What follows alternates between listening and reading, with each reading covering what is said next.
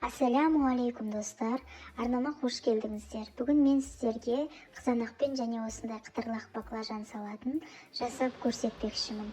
Өте тез жасалынады және де тез желінеді. Дәл ресторандағыдай болып шығатын салаттардың бірі. Видеоны соңына дейін көріңіздер. Ең алдымен біз барлық заттарымызды жуып дайындап аламыз. Менде осындай үлкен баклажан, тарелканың көлеміне де қарай менде 2 порцияға жетті. Келесі осылай черри қызанағын жуып аламыз. Черри қызанағын кәдімгі қызанақпен алмастырсаңыз болады. Және көкшөбімізді жуып дайындайтын боламыз. Менде көкшөптен укроп және кинзаны пайдаландым. Кинзаның өзінің иісі және укроптың дәмі негізі салатқа өте бір жақсы үйлесімділік береді. Екеуін де қосуға тырысыңыздар. Осылай барлығын жуып тазалап алғаннан кейін баклажанымызды турауға кірісеміз.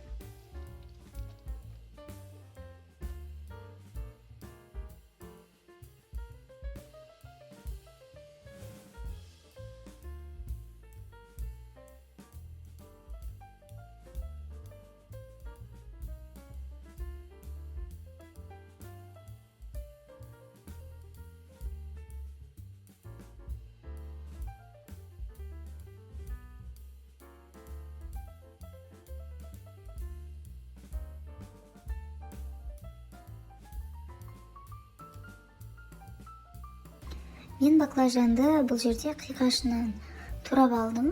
Сіздер өздеріңіз қалаған көлемде кесе аласыздар. Үлкен көбе қылып кессеңіздер де болады. Осылай барлығын кесіп дайындап алатын боламыз.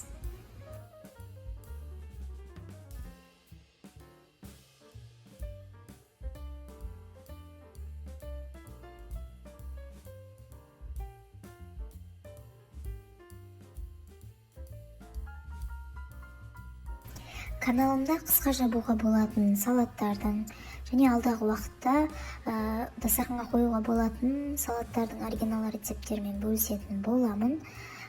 Егер каналыма тіркелмесеңіз, тіркеліп қазақша каналдың дамуына өз үлестеріңізді қосып және де жаңа видеолар жіберіп алмас үшін қоңыраушаны басып қойыңыздар.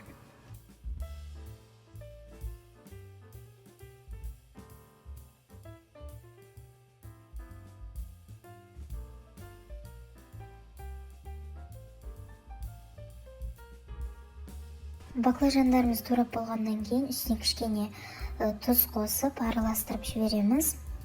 Және де үстінен жүгерінің крахмалын салатын боламыз.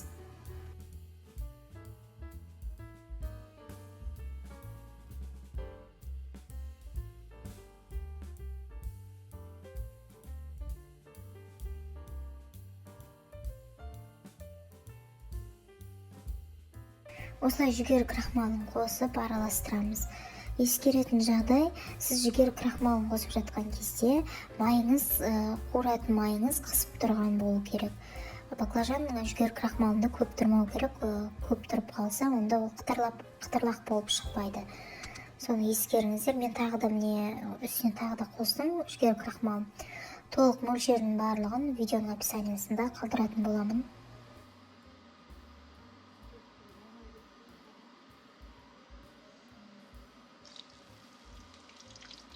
Міне бізде майымыз қатты қызып тұр. Мен жүгері крахмалын салғаннан кейін бірден қуырып жатырмын. Осылай қуырамыз. Майда көп қуырылып кетпеу керек. Қызарғанша екі жағын қуырып аласыздар.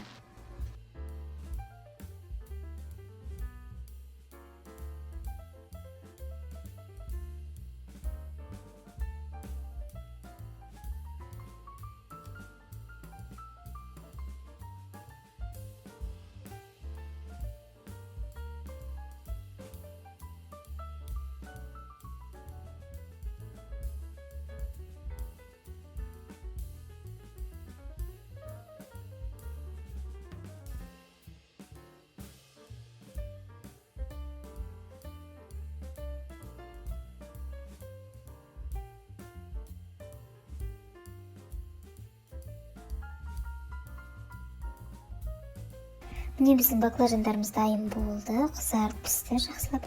Енді осы баклажанды майда көп ұстамай тезірек сүзіп аламыз. Міне біздің баклажандар. осылай қытырлақ болып шығу керек. Баклажанымызды үлкен ыдысқа ауыстырып, енді шөбімізді, помидорымызды турап салатын боламыз.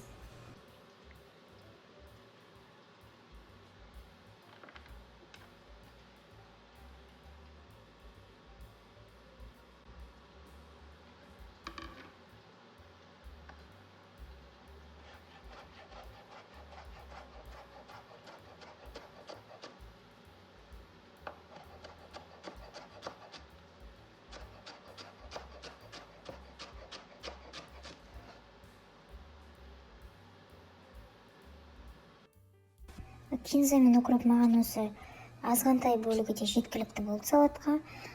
Осыларды салдым. Енді черри помидорымызды турайтын боламыз. Черри помидорды кішкене осындай керек емес жерін алып тастаймыз. Ортасынан бір бөліп сала береміз.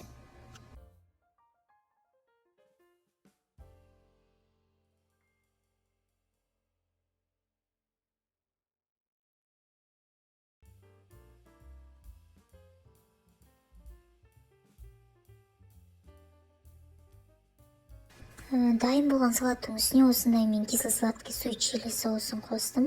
Толық бір ас қасық соус бізге жеткілікті. Қосқаннан кейін жақсылап араластырамыз, бірақ қатты араластырмаймыз. Ақырын араластырып, дастарханға ұсына берсеңіздер болады. Мен тарелкаға салып, дастарханға ұсындым. Суй чили, яғни кисло-сладкий соустың дәмімен, укроп, кинзаның дәмімен салаттың бір ерекше өзінің бір дәмі, үйлесімділігі бар. Тез желініп кететін және қонақ келсе де дастарханға тезірек жасай салуға болатын ерекше бір салат. Жасап көріңіздер.